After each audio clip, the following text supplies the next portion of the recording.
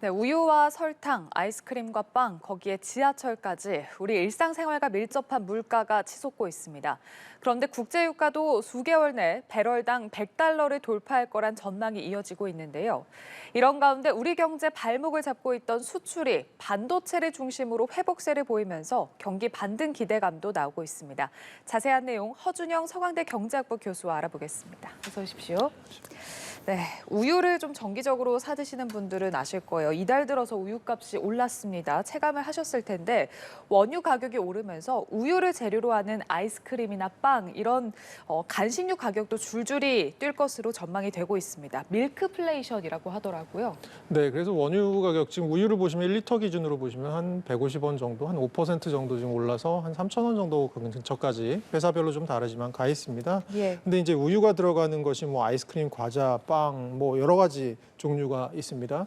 이런 것들이 이제 우유 가격, 원유 가격이 오르다 보니까 결국은 연쇄적으로 가격이 오를 수밖에 없는 것이 아니냐라는 얘기들이 나오고 있고요. 사실은 이 우유 가격 같은 원유 가격 같은 경우는 최근 들어서 그 오름폭이 조금 더 가팔라지고 있다는 측면에서 좀 향후에 이런 연관된 상품들의 가격 인상으로 연결될 가능성이 있고요. 또 저희가 좀 생각해 볼 수 있는 부분 중에 하나는 이것들이 사실 회사 입장에서 만드는 제조사 입장에서는 굉장히 가격을 올릴 수 있는 좋은 어떤 이유가 되기도 한다는 겁니다. 그래서 예. 그런 측면에서 조금 볼 필요가 있을 것 같습니다. 예, 이렇게 우유값도 올랐고요. 그리고 슈가플레이션, 설탕 가격도 지금 1년 전보다 약 25% 급등해서 12년 만에 최고 수준을 기록을 하고 있습니다.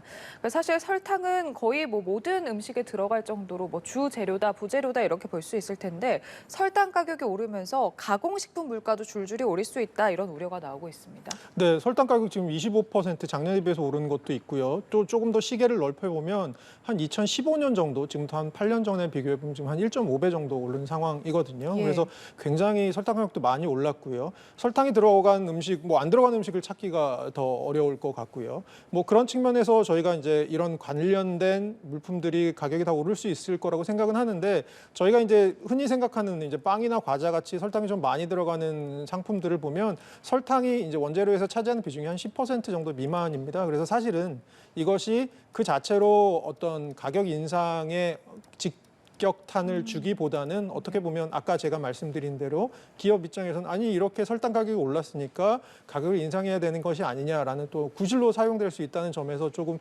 향후에 물가의 상방 압력으로 작용할 가능성도 있다고 생각합니다. 예, 연쇄적 가격 인상이 좀 우려되고 있는 그런 상황인데 수도권의 지하철 기본 요금도 인상이 됩니다. 7일, 그러니까 이달 7일 첫 차부터 오르고요. 기본 요금이 150원씩 인상이 되는데 일단 서울 지하철 같은 경우는 요금 인상이 2015년 6월 이후에 그러니까 8년 만에 지금 처음으로 이제 요금이 오르면서 물가 상승을 조금 더 체감을 할 수 있지 않을까 싶은 그런 상황인데요. 당초에 서울시는 300원 인상을 추진을 했는데 이제 이게 좀 부담이 된다라는 지적에 일단은 그러니까 이달에 150원을 올리고 그리고 내년 하반기에도 150원을 인상을 합니다. 그러니까 내년에 또 오른다 이렇게 봐야 되는 거죠. 네, 그럴 수밖에 없는 것이요. 지금 뭐 지하철 공사의 적자 구조라는 걸 보면 한 누적 적자가 17조 원 정도 됩니다. 그런데 이번에 이제 150원은 인상함으로써 그 적자 중에 어느 정도가 해소될 것이냐고 생각하면 한 3천억보다 약간 넘는 숫자 정도가 해소될 거라고 생각하고 있습니다. 그러면 사실은 17조 중에 3천억이라고 하면 뭐 작은 숫자는 아니지만 더군다나 소비자들이 느끼기에 이 150원의 차이는 굉장히 크게 다가오겠지만 지하철 공사 입장에서는 그렇게 큰 액수가 아닌 것이죠. 예. 그 얘기를 바꿔서 생각하면 사실은 지하철 요금을 현실화하기 위해서는 현실화한다는 것은 지하철 공사가 조금 더 만성적인 적자 구조로부터 탈출해서 정상적인 경영을 하기 위해서는 사실은 더 큰 폭의 요금 인상이 필요한데 지금 전반적으로 물가 측면에서 안 오르는 부분이 없지 않습니까? 예. 그리고 그동안 저희가 코로나 때 생각해 보니까 2020년 1월부터 지금까지 누적적으로 물가 인상이 어느 정도 있었냐 하면 한 12% 정도의 물가 인상이 있었더라고요. 그리고 농수산물 같은 경우는 한 2배 정도, 25% 정도의 물가 인상이 있었어요. 그러면 사실은 소비자들이 느끼는 부담이라는 것은 사실 엄청난 상황이거든요. 그 상황에서 조금 어떤 물가 인상을 조금 지연하는 효과로서 150원 우선 인상, 내년에 또 150원 인상. 하지만 지금 최근에 고유가 이런 이슈들도 있기 때문에 사실 어느 정도가 적정한 정도의 인상인지에 대해서는 향후에도 좀 논의가 필요해 보입니다. 고유가도 짚어주셨는데 요즘에 좀 주유소 가기가 겁난다 싶을 정도로 기름값이 많이 올랐습니다. 일단 오피넷 기준으로 경유가 1,700원대 돌파를 했고 휘발유는 1,800원대에 육박했습니다. 오펙에 따르면 일단은 지금 수요가 계속 증가를 하면서 고유가 상황이 장기화될 것 같다 이런 전망이 나왔거든요. 좀 우려되는 부분인데 어떻게 전망하시는지. 아무래도 이제 저희가 어떤 물건의 가격을 생각할 때는 수요와 공급을 생각할 수밖에 없는데요. 우선 공급 측면에서는 지금 뭐 사우디아라비아나 러시아, 이거 오펙 플러스 중심으로 감산이 지금 지속되고 있고요. 이게 언제까지 지속될지 아직 알 수 없는 상황인데다가 미국 경제가 생각보다 잘 버티고 있다, 수요가 많다. 중국 경제가 슬슬 다시 시동을 걸고 있다, 수요가 또 늘어난다. 이런 측면에서는 향후에 공급은 제한적인 상황에서 수요가 조금 늘어날 가능성들이 존재하기 때문에 결국은 이것은 유가가 상방 압력을 받고 있다라는 것을 이해할 수 있고요. 방금 전에 앵커님께서 말씀해 주신 대로 유가가 뭐 100달러를 갈 거다. 사실 작년에 110달러까지 갔었거든요. 그래서 100달러가 다시 넘어갈 거다. 분명히 우리 경제에 굉장한 부담이 될 건데 그런 얘기들이 나오고 있는 이유, 배경인 것 같습니다. 이런 상황에서 우리 경제 발목을 잡고 있었던 수출이 조금씩 회복세를 보이고 있습니다. 지난달 반도체 수출이 약 1년 만에 최고치를 기록을 했는데요. 조만간 이제 삼성전자 그리고 SK하이닉스 3분기 실적이 발표가 될 텐데 소폭 개선될 가능성이 큰 상황인 것으로 전해졌습니다. 자, 3분기에 소폭 개선, 그렇다면 4분기에는 실적 회복, 반등을 좀 기대를 해봐도 되는 상황인 건가요? 굉장히 조심스러운 부분인 것 같아요. 왜냐하면 우선은 반도체 산업 자체만으로 봤을 때는 최근 들어서 이제 반도체 수출 부분이 안 좋았던 거는 두 가지거든요. 하나는 전 세계적으로 수요가 약한 부분이 하나 있고요. 특히 저희가 아주 반도체를 많이 수출하는 중국의 수요가 굉장히 약했다라는 거가 하나가 있고요. 수요 측면의 이유가 있고 또 하나는 이제 가격 측면에서 사실 그동안 과잉 생산된 부분이 있고 재고가 쌓이면서 좀 가격이 약했던 부분이 있거든요. 그런 측면에서 사실은 이제 저희가 방금 전에도 말씀 잠깐 나눴지만 중국 쪽에서 이제 다시 경제 재개 시동을 걸고 있고 그리고 저희가 가장 최근에 나온 중국의 경제 지표들을 보면 중국 정부도 최근에 저도 좀 기사를 읽어보니까 자신감을 갖고 있는 것 같아요. 부동산 시장 쪽에서 조금 얼어붙었던 게 최근 들어서 규제를 완화하거나 대출 금리를 깎아주면서 좀 나아지고 있고 전반적으로 이것이 이제 소비 여력으로 옮겨가고 있다고 생각하고 있는 것 같고요.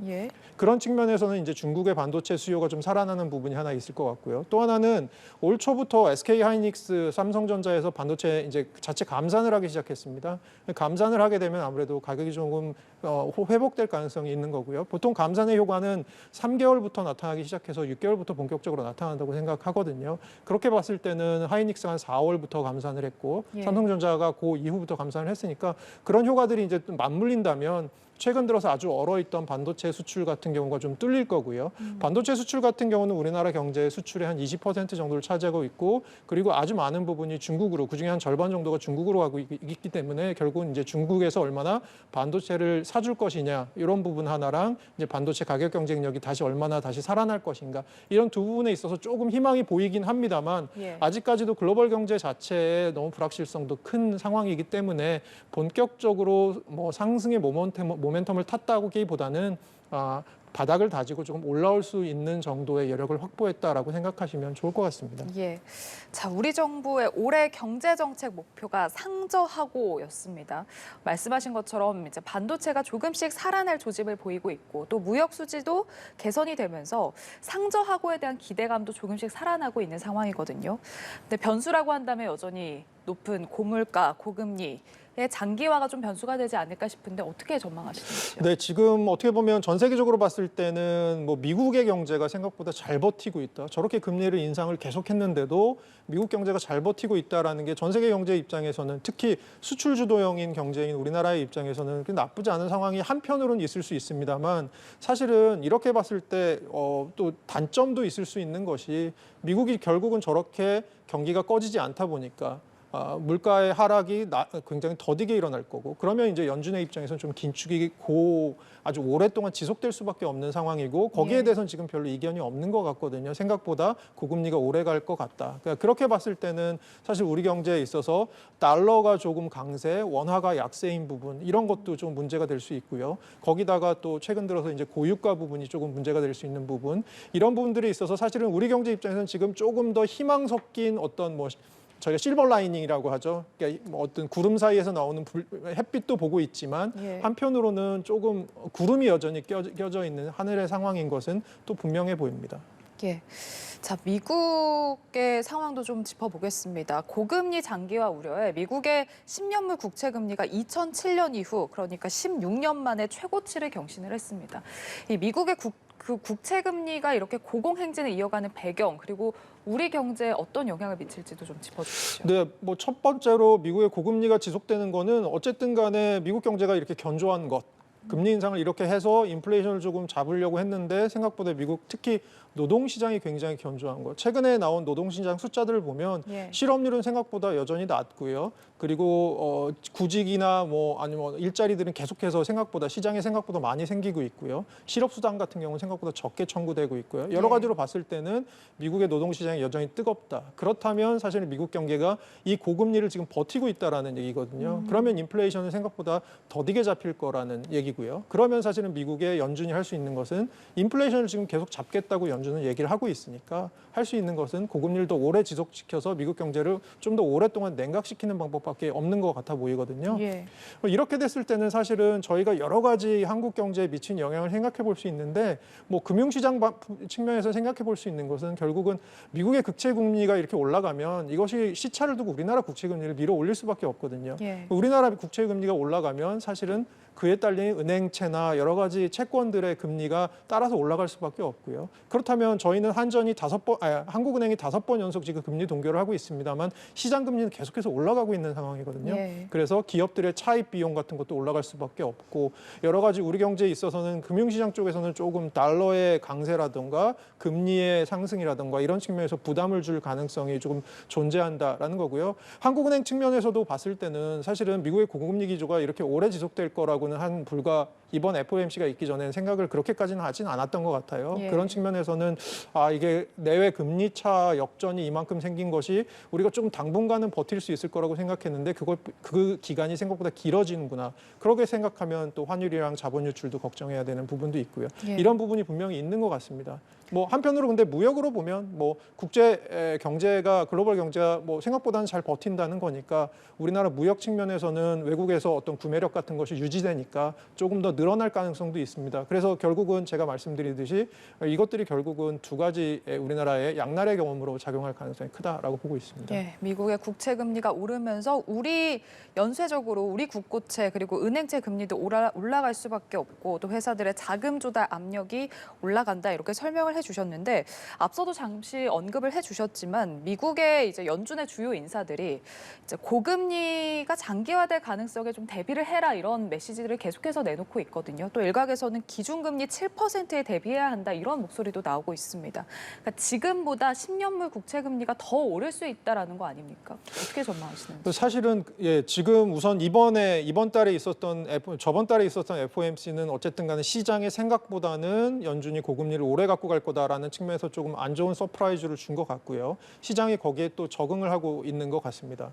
최근에 근데 연준의 정책을 보면 정책을 금리로만 하는 것이 아니고 시장과의 커뮤니케이션을 통해서도 미리 하거든요. 보면 예를 들어서 연준이 생각하는 반대로 시장이 움직이면 연준이 계속해서 시장에 시그널을 줍니다. 그런 거 아니고 우리는 이렇게 움직일 거니까 너네도 준비 좀 해라라고 계속해서 시그널을 주거든요. 그 얘기는 즉슨 이제 바꿔 생각하면 시장이 생각하는데 연준이 별말 없으면 연준은 그렇게 생각하고 있다라고 저희가 생각해 볼 수도 있는데요. 최근의 상황을 보면 연준의 의사들이 연준 의장이나 연준의 위원들이 나와서 하는 얘기가 어쨌든 간에 11월에 금리를 한 번 더 올릴 것인가 안 올릴 것인가에 대해서는 이견이 있는 것 같습니다만 모든 사람이 동일하게 얘기하고 있는 부분은 고금리가 생각보다 좀 더 오래 갈 것을 시장은 대비해야 될 거다. 그것이 저는 7%의 기준금리가 될 거라고 생각은 하지 않습니다. 예. 그거는 일부의 사람들이 일종의 충격요법으로 생각하는 것 같은데요. 그럼에도 불구하고 고금리가 좀 지속될 것인 것은 분명할 것 같고요. 여기서 저희가 조금 더 지켜봐야 될 부분은